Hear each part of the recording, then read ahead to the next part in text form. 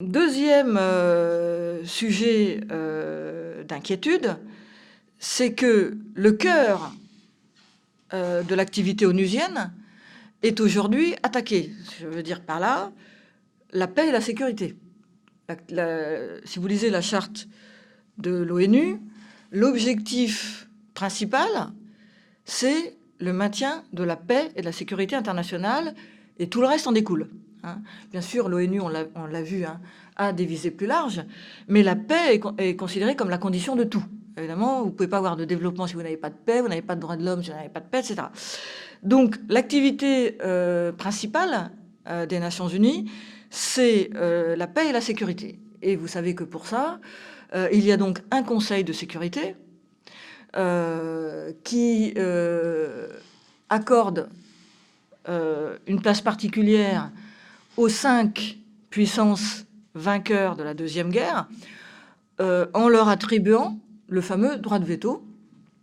Vous avez 5 pays qu'on appelle membres permanents de l'ONU qui disposent du droit de veto, c'est-à-dire de bloquer des décisions qui les gênent ou qui contrediraient les intérêts d'un de leurs alliés.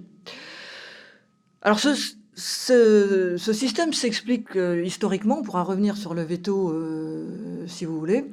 En tout cas, ce que je peux dire à ce stade, c'est que s'il n'y avait pas eu le droit de veto, il n'y aurait pas eu les Nations Unies, parce que les États-Unis n'auraient pas accepté de participer à l'ONU. Après, il y a d'autres choses, bien sûr, à discuter sur le veto, mais en tout cas, historiquement, on sait très bien que Roosevelt, qui était le président des États-Unis de l'époque, qui était pourtant un chaud partisan de l'ONU, n'aurait jamais accepté et n'aurait pas pu faire accepter au Congrès des États-Unis la participation de son pays à l'ONU s'il n'y avait pas eu cette garantie du veto. Alors, c'est une enclave, par rapport à ce que je vous disais tout à l'heure, aristocratique dans le système universel de l'ONU. Parce qu'à l'Assemblée générale, un État, une voix.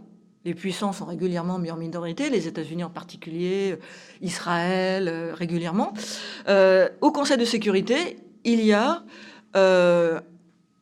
5 privilégiés qui, normalement, doivent utiliser leur veto, non pas pour leurs intérêts, mais au nom de l'intérêt général. Bon, voilà.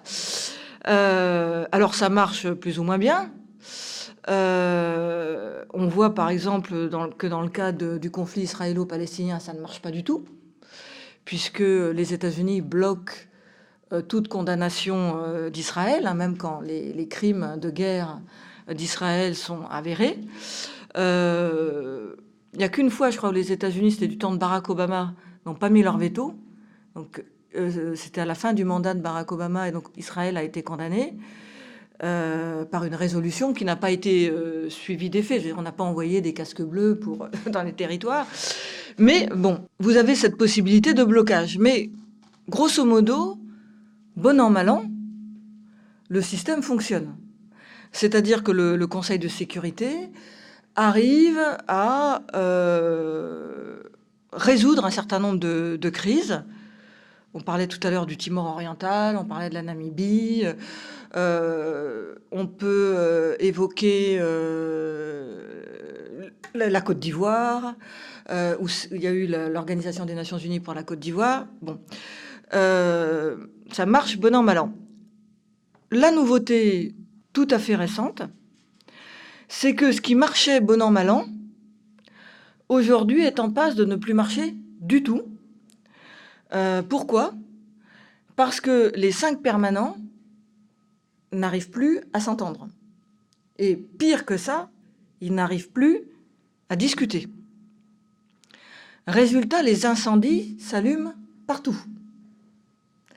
À côté des incendies classiques territoire palestinien, vous avez maintenant la Syrie, depuis 2011, les 5 membres incapables de se mettre d'accord, l'Ukraine, incapable de se mettre d'accord, Venezuela, division. Donc le système est menacé de paralysie, alors que les incendies s'allument un peu partout. C'est-à-dire, si vous voulez, on avait, pendant la guerre froide, 2 blocs avec un statu quo qui s'entendaient souvent sur le dos de populations locales pour maintenir un équilibre. Depuis la fin de la guerre froide, on retrouve des logiques de puissance qui veulent régir les pays qui les entourent. On voit ça avec la Russie, par exemple, qui veut régir son étranger proche, l'Ukraine, les pays d'Europe centrale et orientale, la Géorgie, la Chine, avec tout ce qui se passe en mer de Chine jusqu'au Tibet. Si vous regardez, les Chinois sont tellement forts qu'il n'y a jamais aucune résolution qui vient même sur le bureau du Conseil de sécurité sur le Tibet ou des choses comme ça. Et vous avez des crises qui s'enlisent, menaçant la paix mondiale, comme la Syrie, tout ce qui se passe au Sahel. Alors, on peut parler aussi de l'Iran. Et les 5 permanents sont dans une situation de non-dialogue. Si vous vous souvenez des images de l'époque de la guerre froide, vous voyez l'ambassadeur américain et l'ambassadeur soviétique qui s'apostrophent, et puis après, tac, on adopte une résolution, et puis voilà. Là, le dialogue n'est même plus possible, et on en est même arrivé à des formes d'insultes.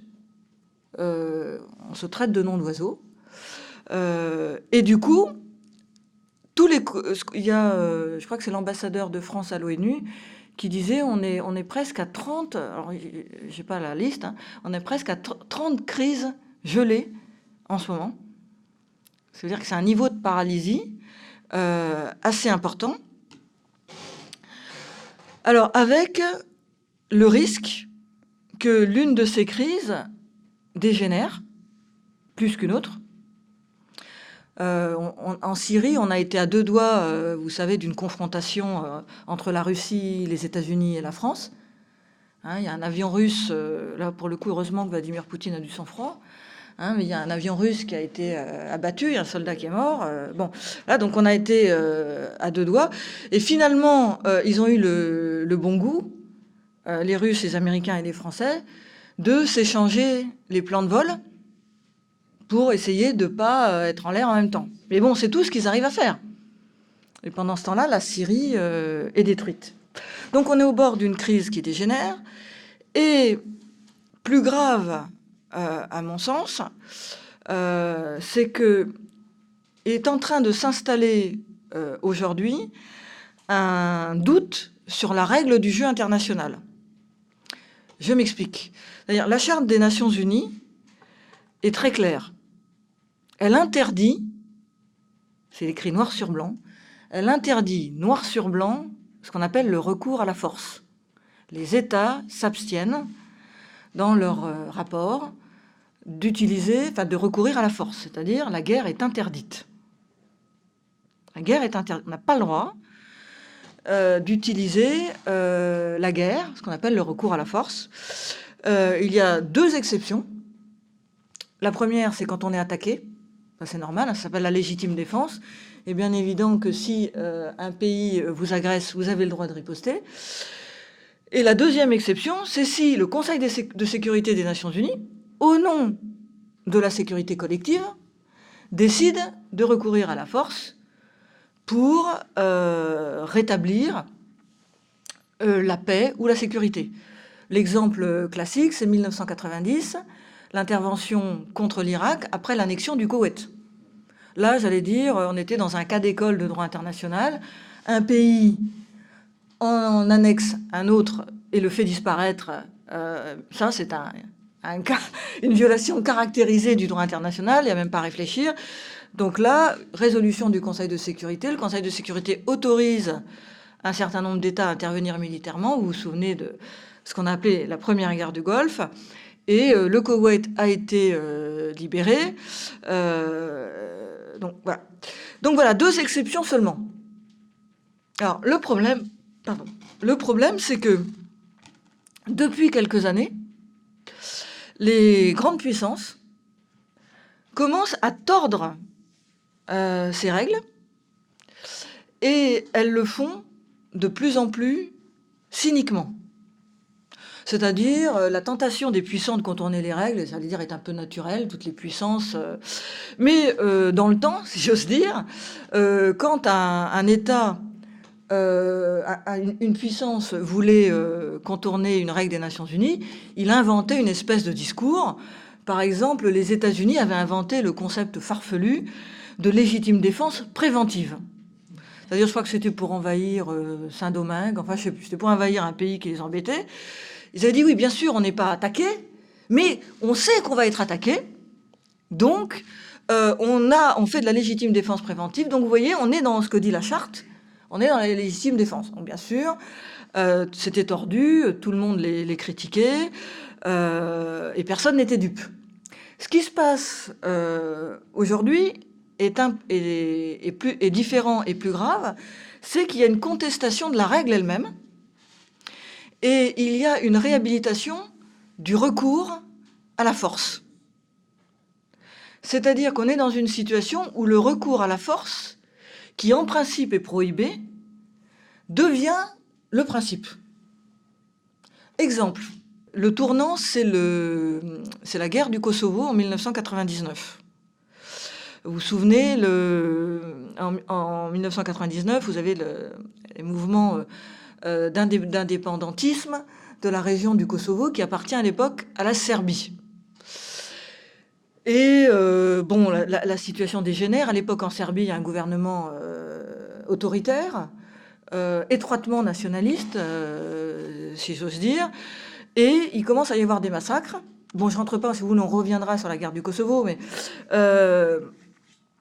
et à ce moment-là, les États-Unis, pour des raisons qui n'ont pas été totalement éclaircies, on a des hypothèses, hein, décident que la seule solution, c'est d'intervenir militairement en attaquant Belgrade. Alors, ils vont pour ça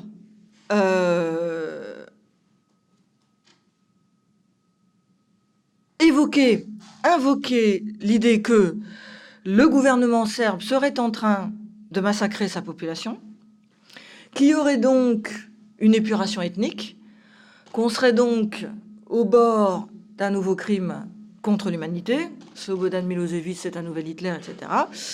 Et donc, au nom de ça, il faut, d'après eux, recourir à la force.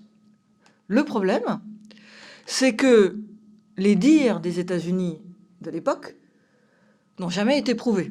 Vous savez même que depuis, il a été démontré qu'il n'y avait jamais eu de tentative d'épuration ethnique de la part de la Serbie, que les massacres qui ont eu lieu au Kosovo ont d'abord été des deux côtés, des Kosovars massacrant des Serbes massacrant des Kosovars, et que tout a été monté en épingle.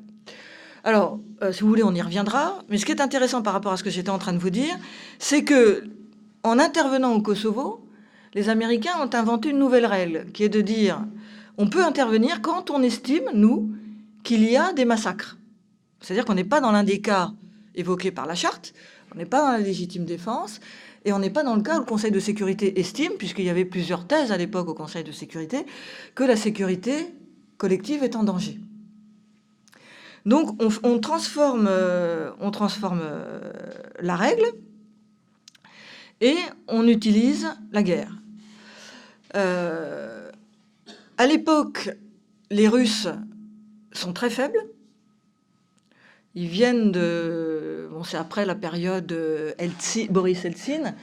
Donc les Russes sont très faibles, ils désapprouvent la guerre du Kosovo, mais ils ne sont pas en situation politique de s'y opposer. En fait, ils vont laisser faire. Alors, vous allez me dire, mais après tout, pourquoi est-ce qu'on ne pourrait pas intervenir comme ça quand il y a des massacres?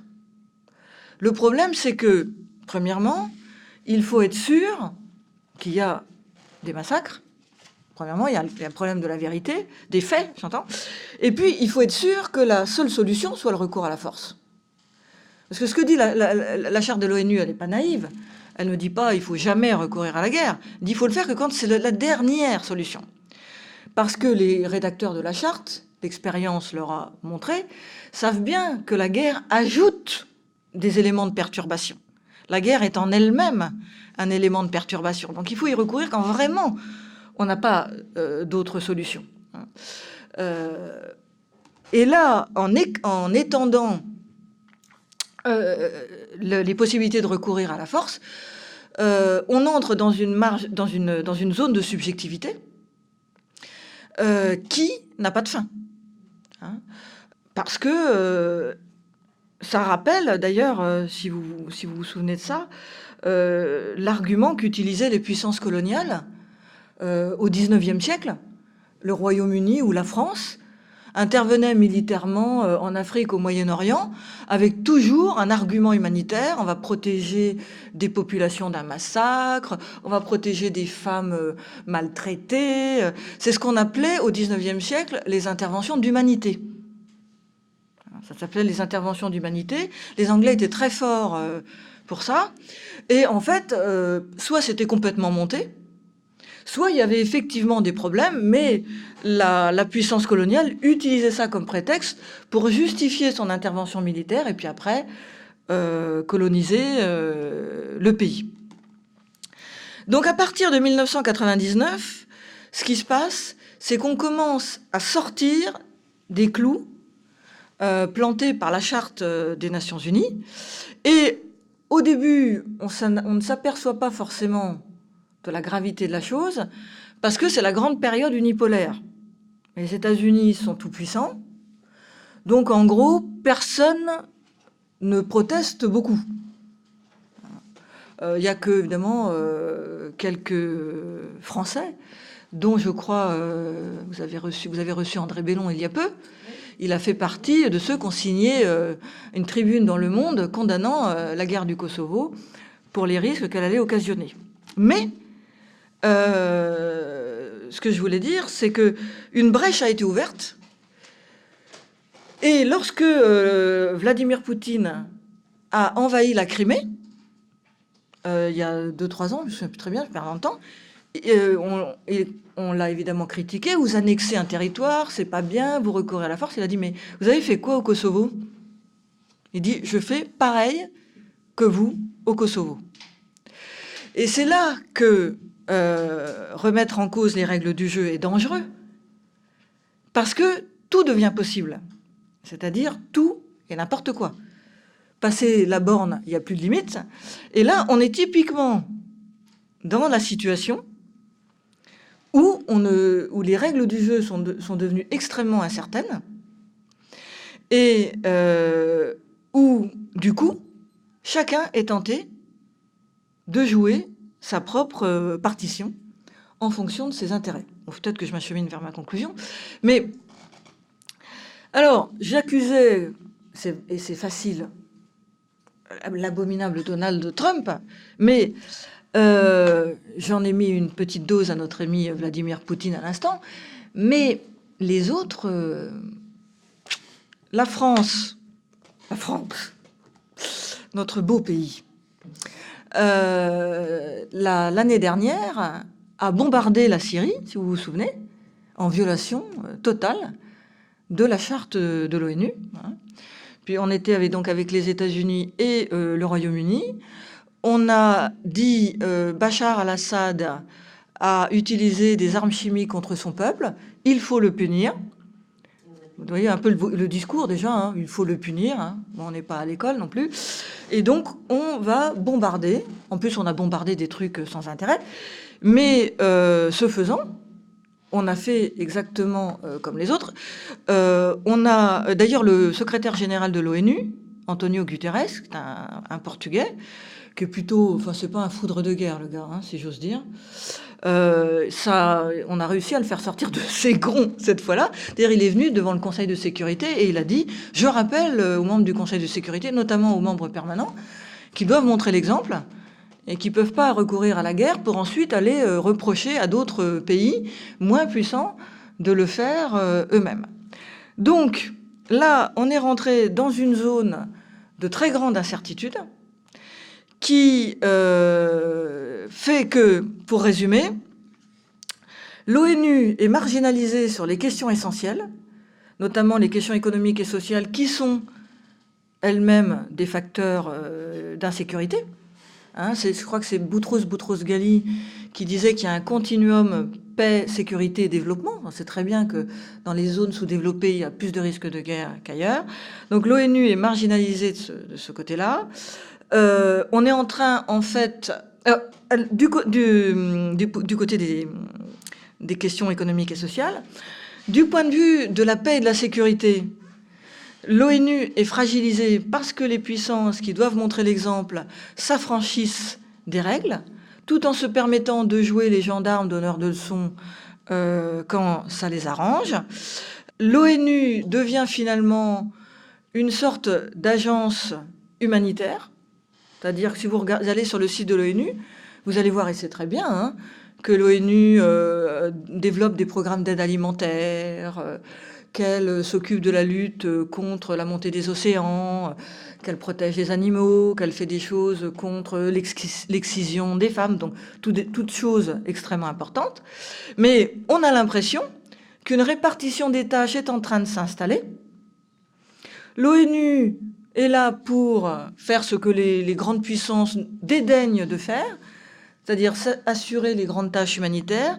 Quand elles reprennent une attitude qui n'est pas sans rappeler ce qui s'est passé au XIXe siècle, on est en train de retrouver une configuration type XIXe siècle, c'est-à-dire des grandes puissances qui jouent leurs intérêts, voire ont envie de se tester, et c'est là que ça peut devenir dangereux.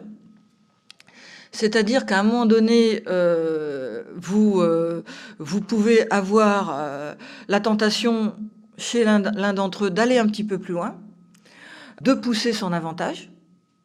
C'est la question qu'on pose en ce moment sur Donald Trump, hein, et à propos de l'Iran. Donc une situation extrêmement dangereuse, et d'autant plus dangereuse que on a installé un doute sur ce qui devait être notre socle, c'est-à-dire la charte de l'ONU, c'est-à-dire le contrat qui unit tout le monde. Donc l'une des propositions que nous formulons dans le livre, c'est de convoquer une nouvelle conférence de San Francisco.